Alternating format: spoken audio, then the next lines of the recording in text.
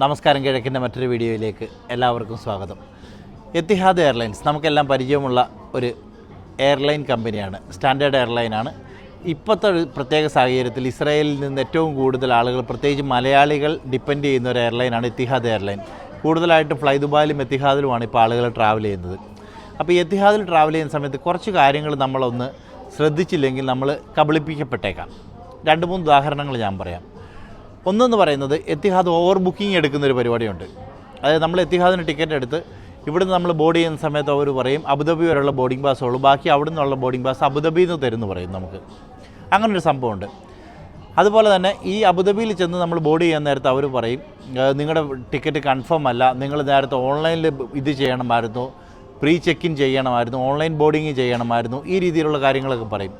Etihad ഇങ്ങനെയുള്ള സാഹചര്യം വരുമ്പോൾ എന്ത് ചെയ്യുന്നു വെച്ച് കഴിഞ്ഞാൽ ഇവർ ഓൾമോസ്റ്റ് എപ്പോഴും തന്നെ മിക്ക സമയത്തും തന്നെ ഇവർ ഓൺലൈൻ ബോർഡിംഗ് എന്നുള്ള അത് ക്ലോസ് ചെയ്തിടും. അതായത് നമ്മൾ ഓൺലൈനിൽ എത്തിഹാദിൻ്റെ വെബ്സൈറ്റിൽ കയറി മാനേജ് ബുക്കിങ്ങിൽ ഈ ബോർഡിങ് ചെയ്യാനായിട്ട് ശ്രമിക്കുന്ന സമയത്ത് നമുക്ക് ബോർഡിങ് ചെയ്യാൻ പറ്റാത്തൊരു സാഹചര്യം വരും. എയർപോർട്ടിൽ ചെന്നിട്ട് ബോർഡ് ചെയ്താൽ മതി എന്നായിരിക്കും നമുക്ക് കിട്ടുന്ന നിർദ്ദേശം. ഇങ്ങനെ വരുന്ന സമയത്ത് ഒരുപാടെന്ന് വെച്ച് കഴിഞ്ഞാൽ ഒരു നല്ലൊരു ശതമാനം കസ്റ്റമർക്കും അബുദാബി ചെന്നിട്ട് ഈ ഒരു അനുഭവം ഉണ്ടായിട്ടുണ്ട്. അബുദാബി ചെല്ലുമ്പോഴത്തേനും അവർ പറയും സീറ്റ് കൺഫേം അല്ല, നിങ്ങൾ നേരത്തെ ബുക്ക് ചെയ്തില്ല, അങ്ങനെ പല കാരണങ്ങൾ. നിങ്ങൾ ട്രാവൽ ഏജൻറ്റിനെ വിളിക്കൂ, നമുക്ക് വായിക്കൊള്ളാത്ത കുറേ കാര്യങ്ങൾ പറയുക എന്നുള്ളതാണ് ഇവരുടെ ഒരു പോളിസി തന്നെ. അത് പ്രത്യേകിച്ചും ഇസ്രായേലിൽ നിന്ന് ട്രാവൽ ചെയ്യുന്നവർക്കാണ് ഈ ബുദ്ധിമുട്ടുണ്ടാകുന്നത്. അല്ലെങ്കിൽ UK എന്നോ ജർമ്മനിയിൽ നിന്നോ അല്ലെങ്കിൽ US എന്നോ അല്ലെങ്കിൽ വേറെ ഏതെങ്കിലും യൂറോപ്യൻ കൺട്രിയിൽ നിന്ന് ഈ സെയിം എത്തിഹാദിൻ്റെ തന്നെ കണക്ഷനിൽ ട്രാവൽ ചെയ്യുന്ന ആർക്കും ഈ പ്രശ്നം ഉണ്ടാവാറില്ല.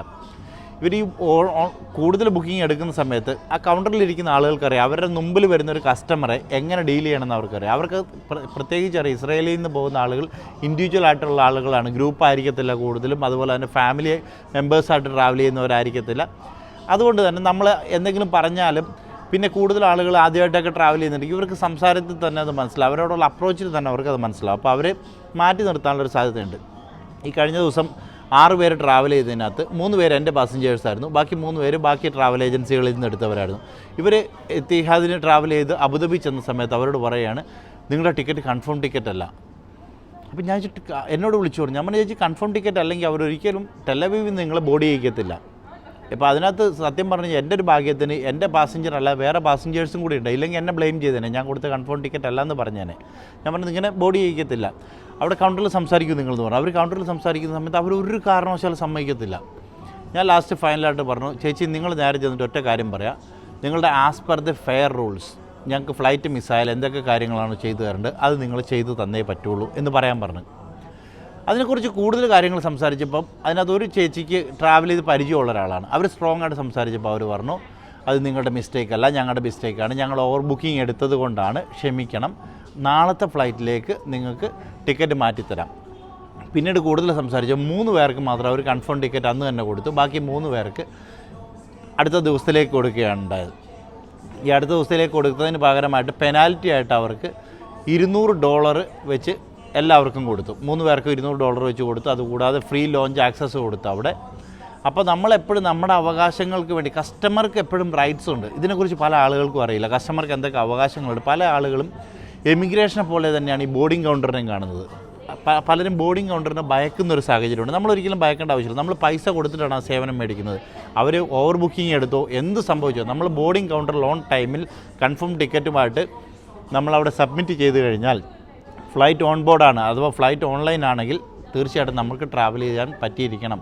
അഥവാ നമുക്ക് ട്രാവൽ ചെയ്യാൻ പറ്റിയില്ലെങ്കിൽ as per the fair rule എന്താണോ അവർ നിർദ്ദേശിക്കുന്ന പെനാൽറ്റി അഥവാ നഷ്ടപരിഹാരം അത് നമുക്ക് കിട്ടിയേ പറ്റുള്ളൂ. അതുപോലെ തന്നെ എത്തിഹാദിൻ്റെ വേറൊരു പരിപാടിയുണ്ട്. ബാഗേജ് ആഡ് ചെയ്യുന്ന സമയത്ത് നോർമലി ബാഗേജ് ആഡ് ചെയ്ത് കഴിഞ്ഞ് കഴിഞ്ഞാൽ നമ്മൾ പിന്നെ ഒന്നും ചെയ്യേണ്ട. അതായത് 25+7 ബാഗേജ് എങ്കിൽ നമ്മൾ 40+7 ആക്കുകയാണ്. 40+7 വരെ എത്തിഹാദിൽ അവൈലബിൾ ആണ്. 40+7 ആഡ് ചെയ്യുകയാണെങ്കിൽ പിന്നെ നമ്മൾ പ്രത്യേകിച്ച് ഒന്നും ചെയ്യണം. നമ്മൾ ടിക്കറ്റ് സബ്മിറ്റ് ചെയ്യുക, നമ്മൾ ബാഗേജ് കയറ്റി വയ്ക്കുക. കറക്റ്റ് 40+7 അതിൽ താഴെ ആണെങ്കിൽ നമ്മുടെ അവർ ബോർഡിങ് തരും. പക്ഷേ എത്തിഹാദ് അവിടെ ചെല്ലുമ്പോഴത്തേനും പറയും അയ്യോ ഇത് 25+7 ഉള്ളൂ, നിങ്ങൾക്ക് അഡീഷണൽ നിങ്ങൾ തന്നെ പേ ചെയ്യണം, ഇത് കൺഫേംഡ് അല്ല എന്ന് പറയും.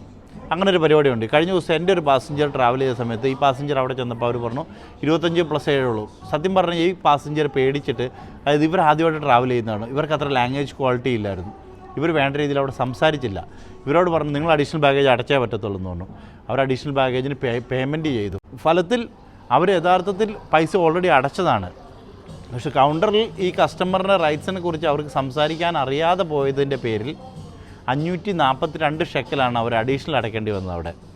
അപ്പോൾ എപ്പോഴും നമ്മൾ ട്രാവൽ ചെയ്യുന്ന സമയത്ത് ഏതൊരു കസ്റ്റമർ ആയിക്കോട്ടെ, അതായത് എയർ ടിക്കറ്റ് നമ്മൾ പൈസ കൊടുത്ത് മേടിച്ചിട്ടുണ്ടെങ്കിൽ അതിന് ടാക്സ്, സർവീസ് ചാർജ്, അവരുടെ എന്തൊക്കെ കമ്മീഷനുകളും അഡീഷണൽ ചാർജസ് ഉണ്ടോ അതെല്ലാം ഇൻക്ലൂഡ് ചെയ്തിട്ടാണ് വരുന്നത്.